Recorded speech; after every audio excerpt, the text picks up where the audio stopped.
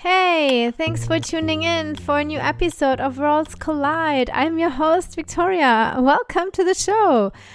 My guest this week is Jo, and she relocated to Japan a long time ago in the late 90s. And since she also raised a son there, she went through Fukushima, the big earthquake. And so a big chunk of our conversation is that in the end, but she also mentions her business and her blog.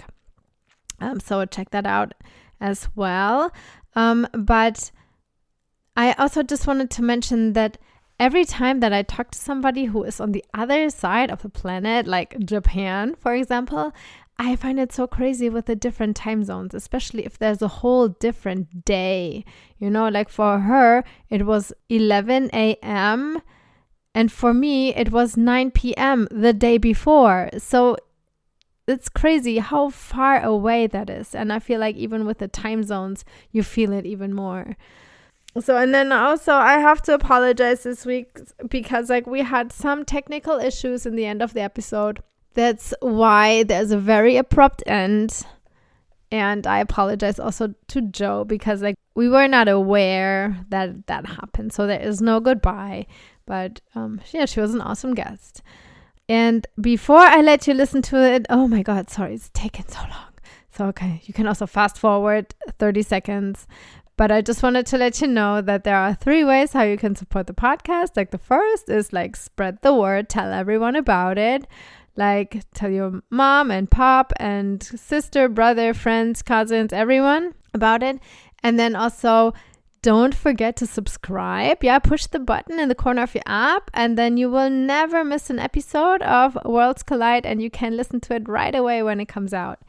And then, of course, there is this thing where you can leave a 5-star rating where we listen to the podcast. That would be great.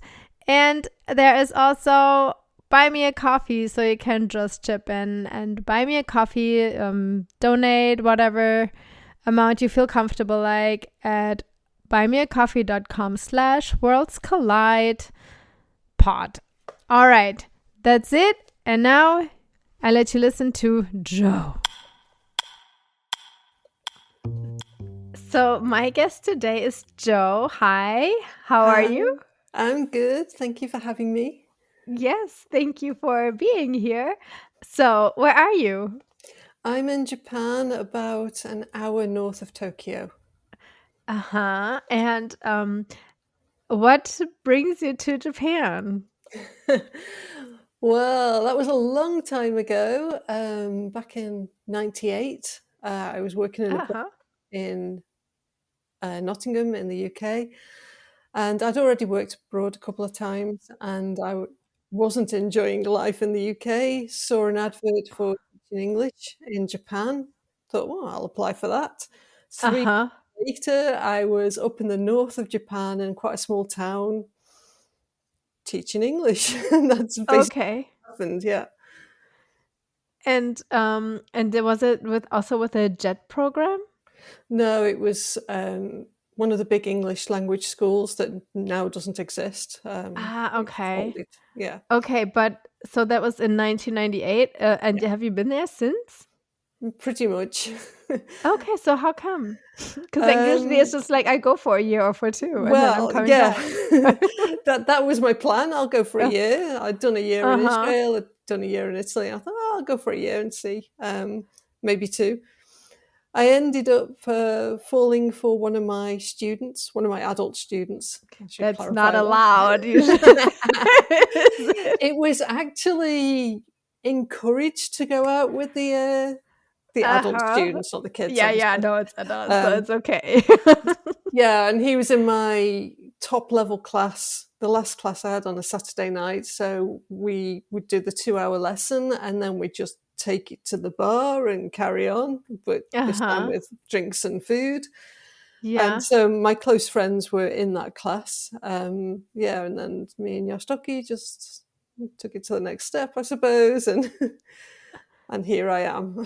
And then you're still there. And so you were in a small town? Yeah, fairly So small. you were also pretty exotic back then, right? Oh, yes. So I was for the first 8 months I was there, I didn't see another foreigner. There were Uh-huh. maybe Koreans, but, there were definitely no other Well, white people yes. or any other non-Asian people. Mhm. And I'd get, like in the supermarket, I'd get little old ladies coming up to me, and my hair's naturally blonde, and coming and, like, stroking my hair or, like, That's touching my so boob. weird, I'm isn't just like, it? "Did you do Your that boob? too much?" Yeah, there was a thing about like yeah, so and everyone knew what I was doing, so I'd go into school the next on the I had, Sunday, Mondays off. I'd go in on Tuesday, and my manager would say, "Oh, so you went to such and such shop on, the weekend, and you bought this, that, and the other," and I'd be like, "Oh, it's like Big Brother here." Everyone knew Yeah. everything I was doing, so yeah, it was kinda weird. But I did meet, a guy that was on the jet scheme that lived in my town, and then he had 3 other jet friends, so there was like a little posse of them, and they allowed Uh-huh. me to join their group. Okay. Alright, so you had your little, like, English teacher Yeah. foreigners group, yeah. And, so are you still in the same small town now? No, that was up in Iwate, not far from where the big earthquake happened, Mhm. and now I'm just outside Tokyo. Oh, So, okay, so that was further up n further up north. yeah, yeah. Uh-huh. Um, we went to South America for a year because I definitely hadn't finished my adventuring. So I Yeah, talked uh-huh. my husband to be into taking a year out. So we went and traveled around South America for a year. He quit his job, which was really stressful. It was the best thing for him. And then we came back and thought, well, if we stay somewhere near Tokyo, it'll be easier for both of us to get jobs, which Yeah, is why we uh-huh, ended up sure. here. Yes. And, so I have like, I wonder, like, were you ever thinking of, or like, was your husband ever asking, like, "Hey, can we go to England for a little bit?" Yeah, we did that as well. We went to England on the way to South America, which isn't actually on the way, but Yeah. um, yeah, we went to England for a few weeks, and then coming back, we did the same. Okay, but Uh, not like not that you stayed No, permanently, let's saying for a few years or something. no, girl, I don't No, want to. I you don't didn't live wanna, in yeah, you already, like, said, like, "I'm not going to England." yeah. Like, this is all the bad reasons here, like, "Da, da, da, da." Well, not just that, but I'd already lived in England for a long time. I wanted to see somewhere else. Yeah, So yeah, but he's been a few times, and he likes the place. He likes the beer. But sure. yeah, he knows that I don't want to settle there as much as I don't want to settle here, it's Uh-huh. a And stopgap. and and then as you because you said, like, it's easier for you to get jobs when you're closer to Tokyo. So, what kind of job did you get then? When I came back, another teaching job, I was Uh-huh. teaching for a year and then like teacher trainer stroke manager and curriculum development, which I really enjoyed, like the curriculum side. I quite like Mhm. teaching kids. I don't like teaching adults particularly. Yeah. Um, and my husband's got a job. He's a mechanical engineer. Okay. He designs industrial cake mixing machines. Oh, how cool. How fun. So he does Do you come get to home with eat lots cake of a lot? yes, he brings home, like, samples and bread and stuff. It's great. Yeah, nice. And, so did you stay then in that educational field? I did until I got pregnant, and then I quit. It Yeah. was the company I was with was pretty toxic, and, Okay. yeah, that's folded since the main company's still around, but the English department Right. folded. Right. And, And oh, go ahead. yeah, when I got pregnant, I took a Montessori course. I learned about Montessori and thought, yeah, this is what I want to do with my kid. And yeah, that kind of took me on a whole different path. Yeah. So, you're already, like, leaning us there. This is, like, your project, what you're working on right now, because that is Yeah. also with kids and Montessori-based? hmm It's the So 193 Club? Yes. Yes? So So tell me that's about kind of it. like, so I did the Montessori course, and for a while I taught part-time in a Montessori school with my son.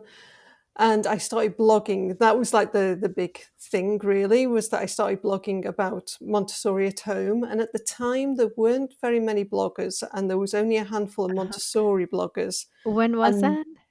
that was, so he was born in 2005. So it was 2007 when I Uh-huh. started. Okay. Yeah. Uh-huh. And yeah, there was not really anyone blogging about doing Montessori at home and doing it like not as homeschool, but building it as part of your life at home. So I quite quickly got a big following, and Mm-hmm. I had no idea what I was doing. Blogging was quite new. I didn't know anything about SEO or keywords or alt Yeah, yeah, text or yeah. any of that. Sure. I was Yes. just like You're making it just up as I doing went it. along. Yeah. And people were asking me, and they're like, "Jo, how are you doing? Like, the time to do all this, like the blogging?" And I opened a little Etsy shop, and I was selling stuff online, Uh-huh. and so people were asking me how I was doing it all. So I ended up with a course teaching people how to create the time to do things with your kids. Oh, this And is so helpful. it just, and none of it was really planned. It was just sort of like, well, okay, well, you need help with that. I'll make that sort of thing. Okay, sure. Uh-huh. And then I was sewing as well, which was just a hobby, but I enjoyed doing. So I was sharing my sewing things. Uh-huh. A friend asked me to make a little um, dachshund dog for her child for the birthday. So I did that and showed it on my blog, and people were like, "Oh, how did you make that?" So I made it into a sewing pattern, put it into the Etsy shop, Oh, okay. and it all sort of just like fell like that. There was no, you know, proper business plan or anything. Yeah, no, you um, just did it. yeah, Yeah. and Uh-huh. then I will get to 193 soon. Yeah, that's Then, okay.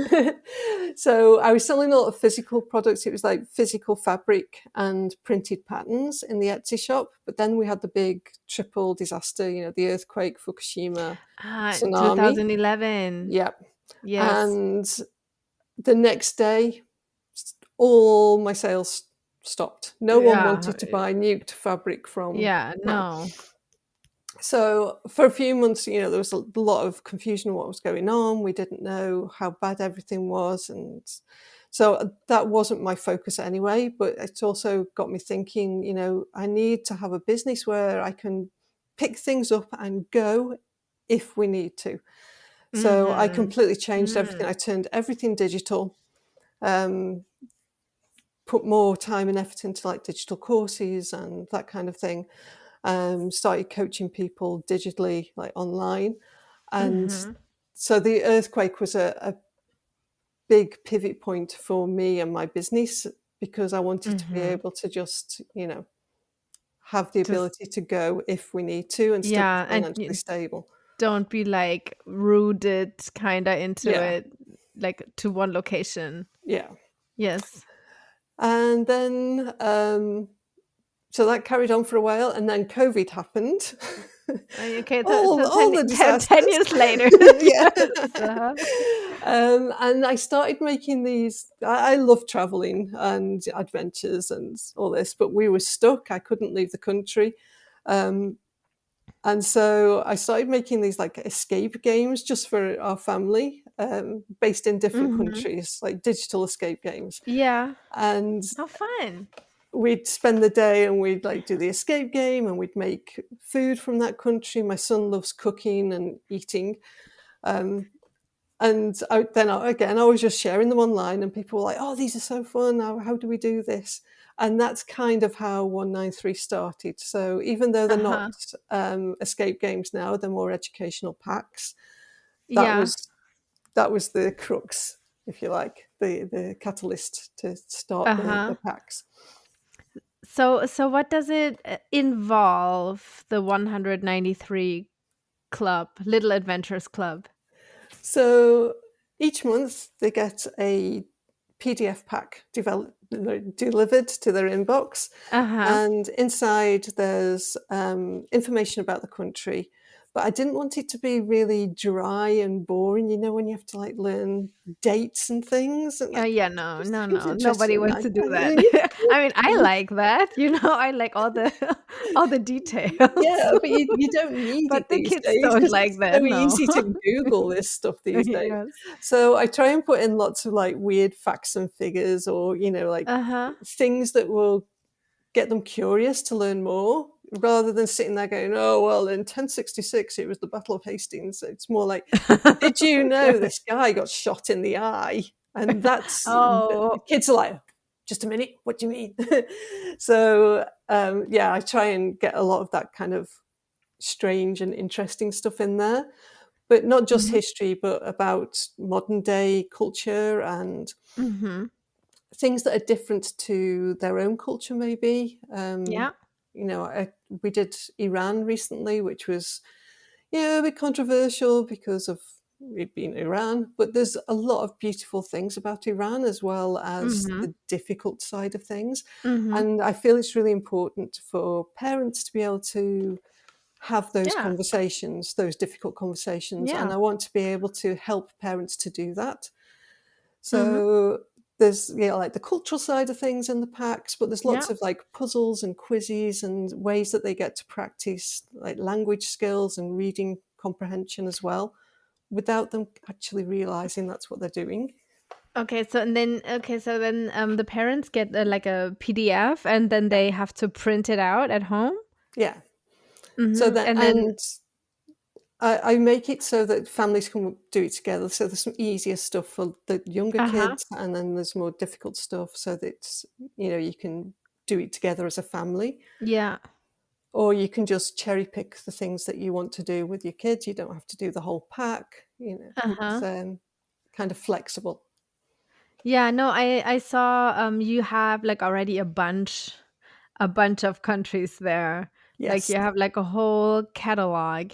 So and it's like every month is like a new country then? Yeah.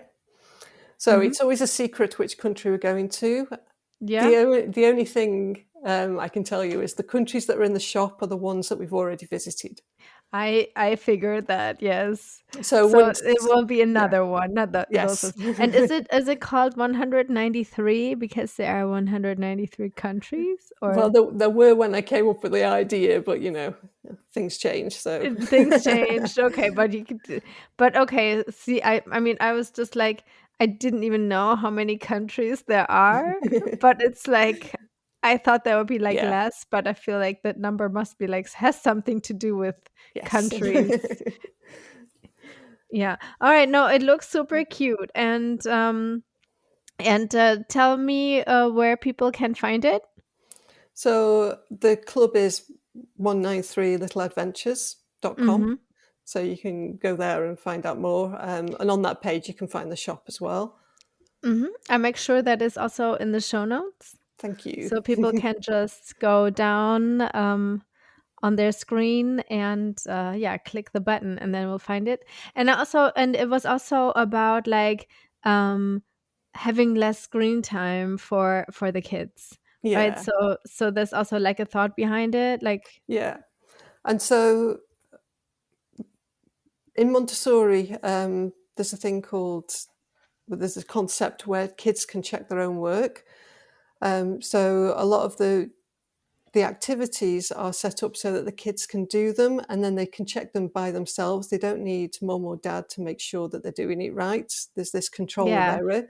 So they can do the puzzle and then they can check whether they've done it correctly by correctly. themselves. Mm-hmm. So again, they're giving the kids more independence to do things by themselves, which is a big part of Montessori. I wanted to Mm-hmm. include that within part of the design. Mm-hmm. And the packs, there's like a core template, if you like. So not a lot. The basic idea is the same for each pack, but obviously each country is unique. So the information and the activities are completely different. Mm-hmm. So the pack I'm working on at the moment is very much the focus is animals and I can't tell you where it is, but No, don't. but let's give a different example. No We spoiler. did Tanzania a few months ago, and that Uh-huh. obviously there's like the safari animals, and a lot of it is about the tribes, and that sort of focus. Whereas if we were in Europe, say, I've got Finland in top of my head because I've just Yeah, come sure, back from go with Finland, Finland. but Uh-huh. that is more about the Finnish culture, and we did a recipe like all about berries, because berries are very Oh, yeah. important. Mhm. And Finland's got all these like wacky things, like they do air guitar. It's got the World Air Guitar Championships and I did not know. heavy metal Heavy metal, knitting. yes. Yeah. Uh-huh. Well, there's a heavy metal knitting competition, and That's so fun. so even though like the core setup is the same, the content is always so completely different because each country is so different. Yeah. Yeah. And, is anybody helping you with that? Yeah, I have proofreaders, and I always try and connect with people from that country to get, like the inside scoop. I don't want to Yeah. just rely on the internet. So Or when not I just do can, it or not just do it too cliché-y. yeah, yeah. Yeah. And also, if it's somewhere I've been to myself, I travel Mhm. quite a bit, so I try and when I go round, like my family know now, I'm like taking thousands of photos and Yeah. copying information down and everything. And so I've just come back from Europe with my best friend, and we did Finland, Estonia, and Latvia, and Lithuania. Okay. So So you got a few ideas then yeah. for the next packages. Lots of my photo roll. I'm surprised my camera didn't explode. Good. Good. And then, can, I ask you, then, back to Japan? Mhm. Um, so, how is your language? Like, because it's not an easy language to learn. It's so different to English. Yeah. I'm not good. I'm not good at languages. It just like goes in one ear and out the other. I really struggle. Okay, okay, even So, after such a long time? yeah. And I think Okay. what didn't help was both the schools I worked for, I wasn't allowed to use Japanese. Like it was banned for the foreign Ah, teachers to use because Japanese. you were supposed to teach English. Yeah. Ah, And okay. then, Well, but still be nice to yeah. go because you have a life outside of the school too, Yeah. right? But when I was in the north, in Kitakami, my friends were my students, and they just wanted to practice their English. Obviously, Yeah, I we of were out, course. so like even when I was trying to speak Japanese, it soon fell into English, and yeah, it just kind of continued that way. And And your then, husband also speaks English? So at home you yes, speak English? yeah. So when Ah, my son okay. was born, because we don't have English speakers where we live, we decided English would be the home language because I wanted him to be bilingual. And Mhm. so we only spoke English at home or, in family environment. Mhm. So yeah, again, it wasn't helping myself really language-wise, but Uh-huh. my son is bilingual, so So yeah, so that was a yeah. success. And so how is it with finding then a community? That's more difficult. Japanese tend to be quite. Well, often people say they're shy, but I wouldn't say they're shy. I'd say they're more reserved.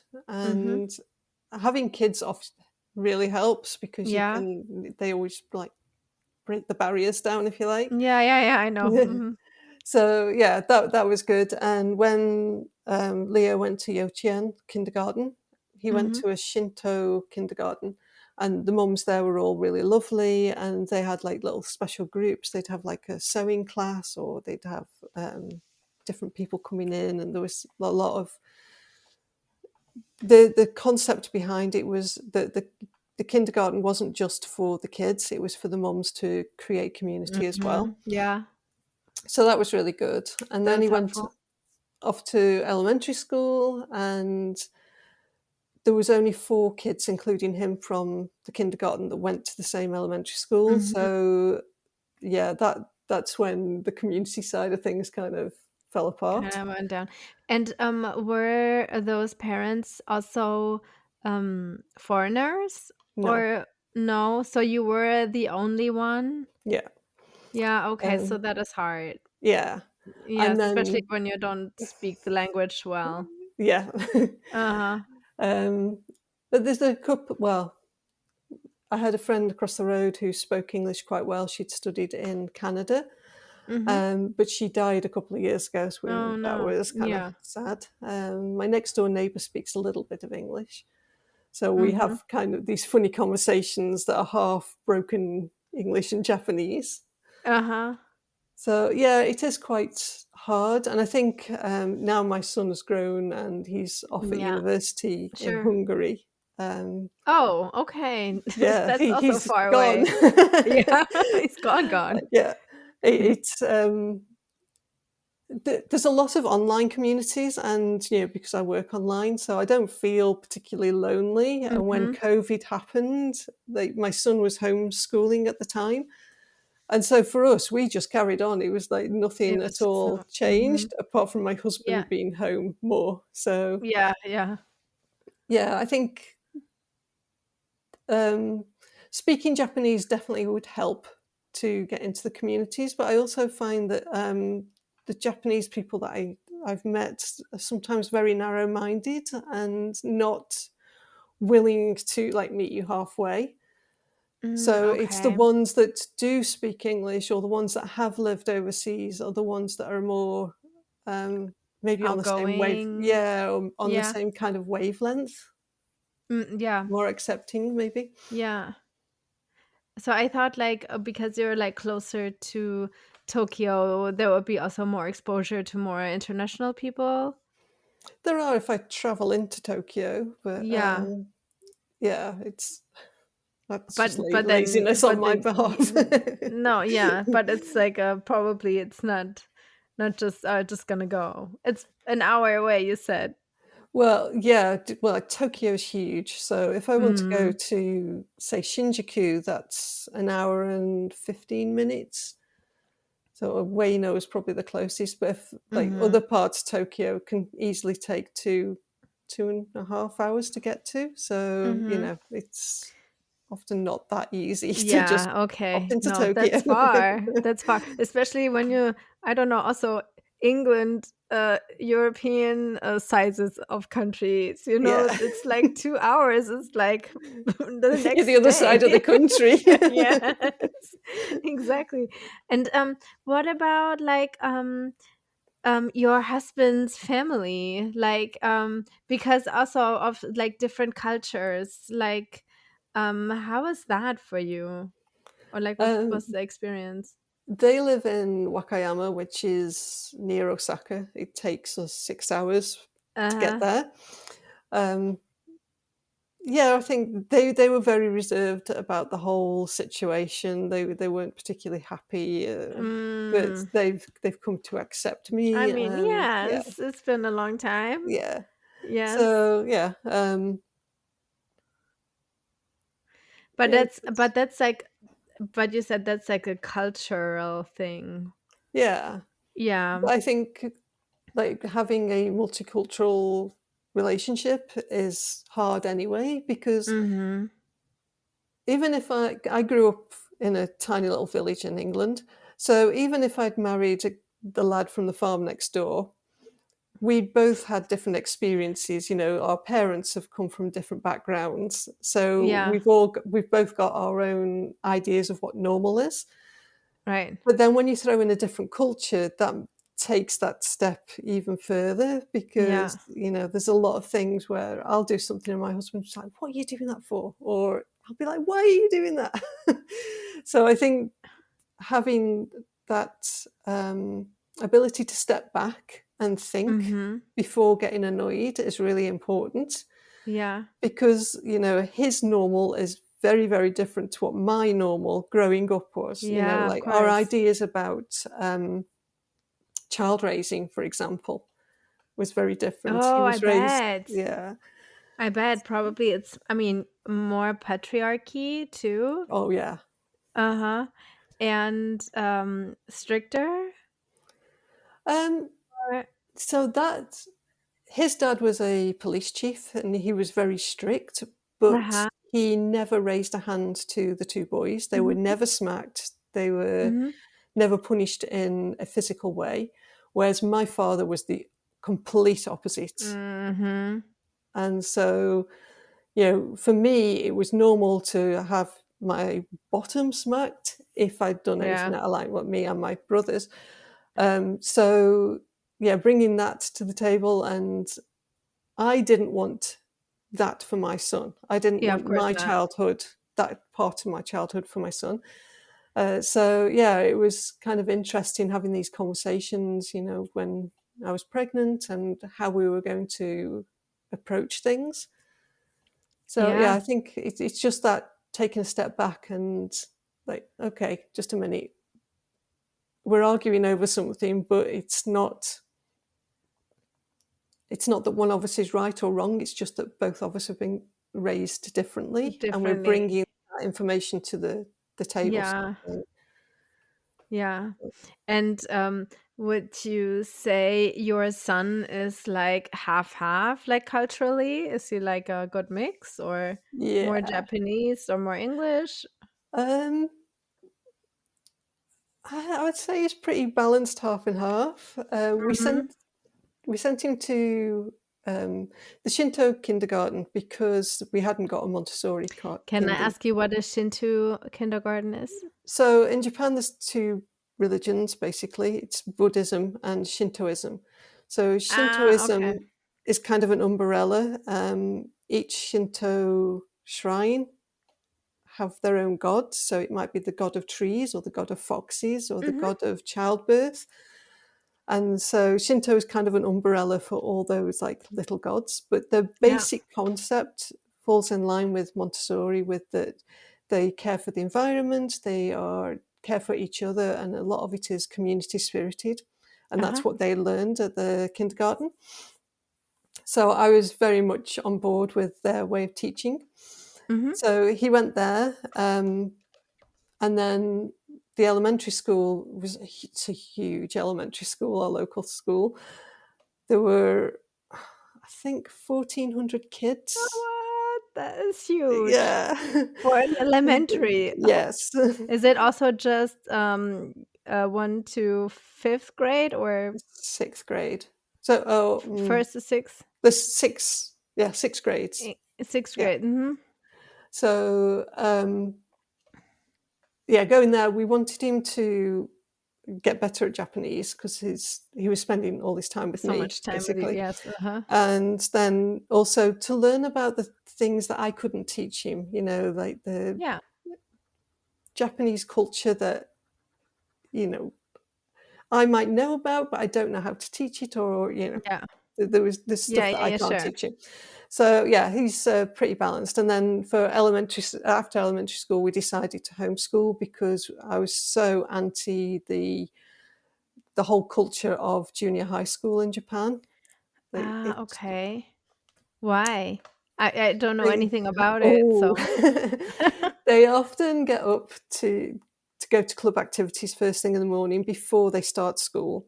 Then they Mhm. do the full day at school. Then they go to club after school, and then they go to cram school.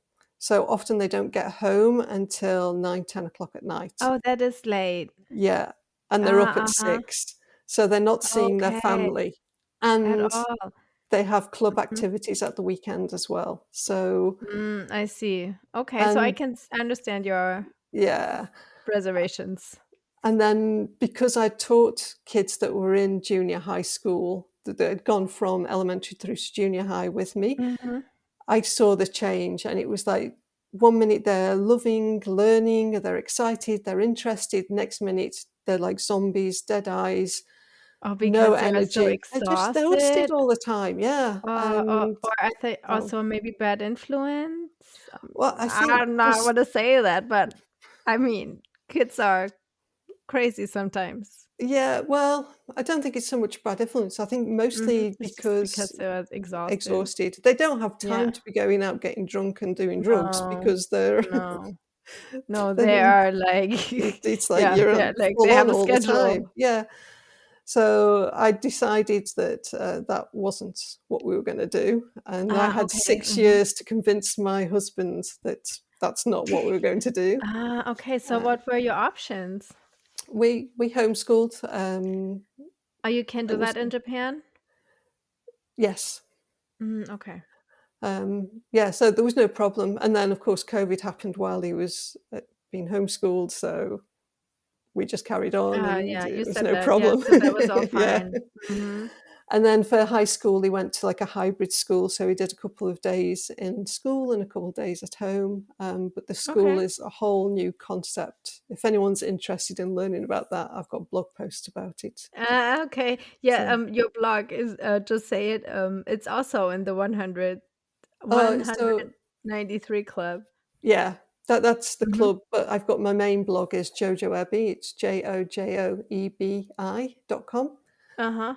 And that's got like years worth of blogs and things like life in Japan Okay, and so yeah. there's a whole, chapter about that school. Okay, Yeah. good.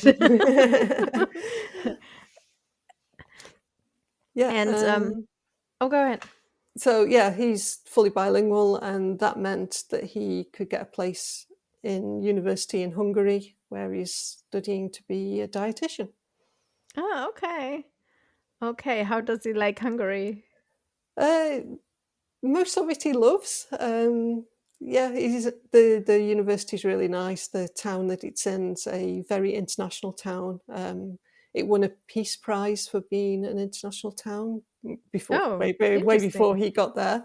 Yeah. Um, so yeah, it's really nice. He's got lots of friends from all over the world. It's cool. Yeah. So sometimes for 193, I'll be like, "Have you got a friend from, say, Kenya? Can I ask them Mhm. some questions?"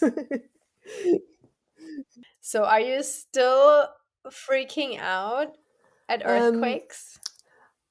I don't like them, but like the Fukushimas was so big that, and I've never felt anything like that since, after the aftermath of it.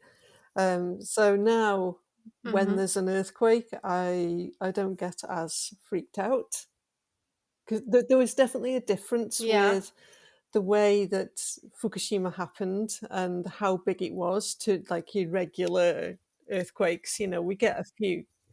Like we had Yeah. over the last couple of days, we had a couple of small ones, but it just, Mhm. you know, just enough to make me like look up and think, should I be making a move? And then no. Yeah, because your houses are also Yeah, built so different, our right? house has stabilizers built into the walls. So when the Mhm. earthquake happens, the whole thing kind of moves from side to side like on rollers. But most of the Yeah, houses in this area are wooden, so when they go, they really do shake in a more violent they way, do I shake. suppose. Ah, yeah, okay. Because I remember like the houses in San Francisco, they were also like wooden, and that was because wood moves more with the Yeah. motion than concrete. So But like, so you even have yeah, something so else ours is then. steel built, which is quite unusual. I think there's only about 10% of homes are steel built. And yeah, it's got these like big stabilizer things built into the walls. So it's like a jelly on a plate. Uh-huh. So Oh, okay. I will like look that up. So maybe I'm gonna check out like some YouTube video where it's like completely explained because I'm curious how that looks. So, were the news when the Fukushima earthquake happened, were they different? Because like I'm sure like you checked like the local news, but then also got like some notifications from your family abroad about especially about the Yeah, so that was radiation. a really big problem. And I think more so for bilingual families. So we had, like you said, the local news, NHK. basically saying, "Oh, calm down. There's nothing to worry about. It's not such a big deal." And then the polar opposite was, like CNN and, "Oh my God, you're all going to grow three Right. heads. You're all going to die by the end of the week." Yeah. Real, what CNN's like. uh, so I Yeah. think for a lot of us that were getting the news from both sides, we didn't know what to believe. Whereas the people in Japan that were just following the Japanese news were following NHK and like, "Oh, this is gospel because they only tell us the truth," which is another kettle of fish. Mm-hmm. But and then of course we Okay. got family and friends getting in touch, going, "Oh, you've got to leave the country. All this stuff's going on. You can't eat the food. Nothing's safe."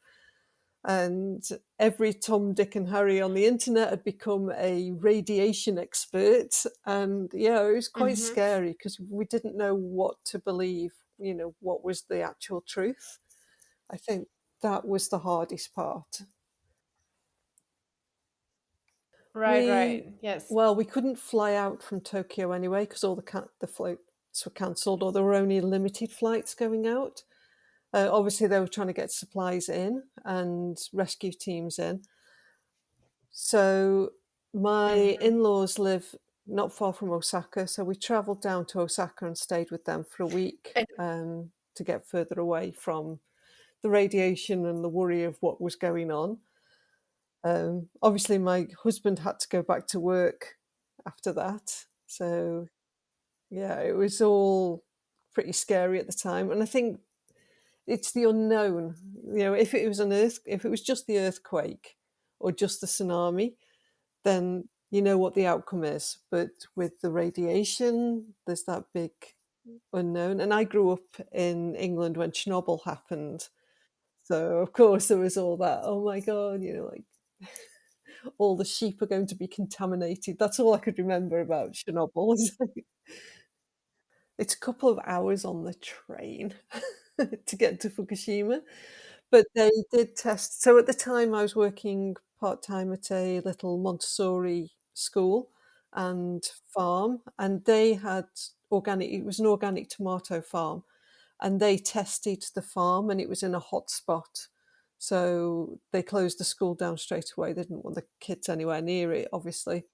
So even though that's not far from where I live, that was a hot spot. So yeah, that was.